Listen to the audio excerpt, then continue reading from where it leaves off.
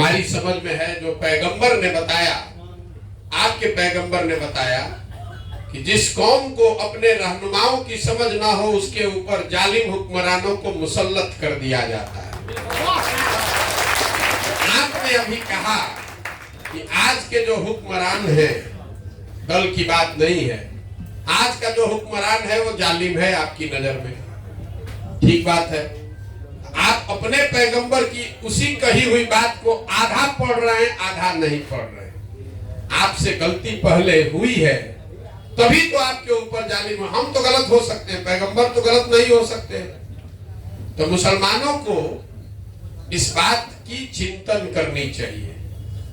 मुसलमानों को चिंता बहुत है, चिंतन नहीं है। आपने कहा कि हम भाजपा अपनी सुरक्षा के नाम पर वोट देते हैं लालू जी को, लेकिन उसी सुरक्षा के नाम पर जब आप किसी अपराधी को वोट दे देते हैं तो वही अपराधी जाकर हिंदू समाज में भी तो किसी को मारता है, तो हिंदू समाज को भी तो अपने सुरक्षा का उतना ही हक है, इसीलिए वो भाजपा को वोट देता है। तो सामंजस्य तब बनेगा जो बात गांधी ने बताई कि जब मुसलमानों की सुरक्षा और हिफाजत की चिंता हिंदू करेगा और हिंदू की सुरक्षा की चिंता मुसलमान करेगा, तब न बात बनेगी। अभी तो आप अपनी सुरक्षा में लगे हुए कि कोई बन जाए, भाजपा नहीं बने, चाहे वो क्रिमिनल बन जाए। जब वो क्रिमिनल बन के आता है जीत कर आपके वोट से, मुसलमानों के वोट से जब क्रिमिनल अपराधी जीत कर आता है तो समाज में ये बात होती है, देखिए सब मुसलमान किसको जिता दिया है, हमको आके मार रहा है, तब तो आप उसको बचाने नहीं जाते। इसीलिए वो हिंदू मुस्लिम पोलराइजेशन होता है।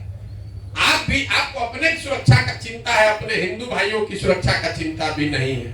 तो हिंदू भाई भी आपकी सुरक्षा का चिंता छोड़ दिया है, चलो भाई भाजपा आने दो, हम लोग अपना जान तो बच रहा है। जब तक आप इस सोच से बाहर नहीं निकलेंगे तब तक भला होने वाला नहीं। तो आप अपने रहनुमाओं की समझ ठीक बनाइए।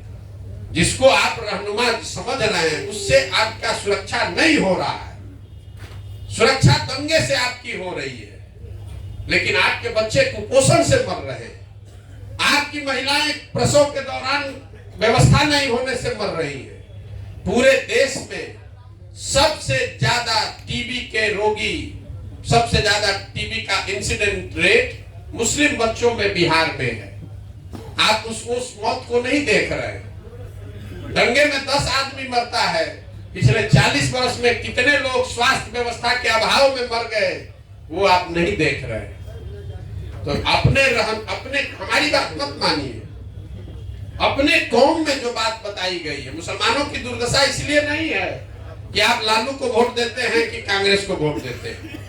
आपकी दुर्दशा इसलिए है कि आपने अपने कौम की बुनियादी बातों को छोड़ दिया। आपके कौम में ये बात बताई गई है कि बिना जद्दोजहद के जीवन में कुछ हासिल नहीं हो सकता है। अगर गलत बोल रहे हैं तो बताइएगा। मुसलमान आज का जद्दोजहद नहीं करना चाहता है। आप 5 बरस बैठ के यही सोचते रहते हैं कौन भाजपा को हराएगा, कौन भाजपा को हराएगा।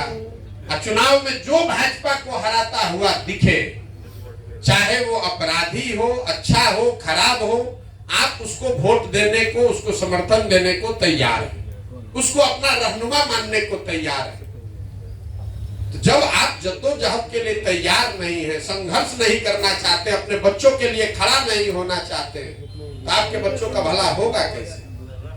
अगर ऐसी ही बात होती तो पैगंबर ने ये कहा होता कि जद्दोजहद की जरूरत नहीं है, बैठ के मौके का इंतजार करो। उन्होंने ऐसा नहीं ना कहा। आप लोग ये कहते हैं, जितने मुसलमान भाई हैं कहते हैं भैया हम लोग अल्लाह को छोड़कर किसी से नहीं डरते। मैं आपके मुंह पर कह रहा हूं, पूरे भारत में 10 बरस काम करके हमने देखा मुसलमानों से ज्यादा डरा हुआ कौम कोई नहीं है। आपको भाजपा का इतना डर है कि आप किसी उस डर को दिमाग से निकालिएगा, आधी समस्या उसी दिन खत्म हो जाएगी। आप भाजपा को हराने की चिंता छोड़ दीजिए, आप कैसे जीतेंगे, अपने बच्चों के लिए अच्छी व्यवस्था कैसे बनाएंगे, ये ना चिंता करना चाहिए। 24 घंटा यही सोच रहे हैं भाजपा को कैसे हराए, भाजपा को कैसे हराए। तो जिसको हराने के चक्कर में लगे हैं वो तो आपको परेशान करेगा ही करेगा। जिसको जिताने के लिए आप वोट दे रहे हैं वो भी आपकी इज्जत नहीं कर रहा है, वो भी आपको आपका हक नहीं देगा। तो आप अपने कौम की बुनियादी बातों को समझिए, जद्दोजहद के लिए खड़े होइए, अपने बच्चों के भविष्य के लिए खड़े होइए। खाली बैठ के सोचते रहिएगा कि कोई आता मोदी को हरा देता तो हमारा ठीक हो जाता, ऐसा नहीं हो सकता है। मेरा यही सुझाव है, बाकी मानना नहीं मानना आपकी मर्जी है।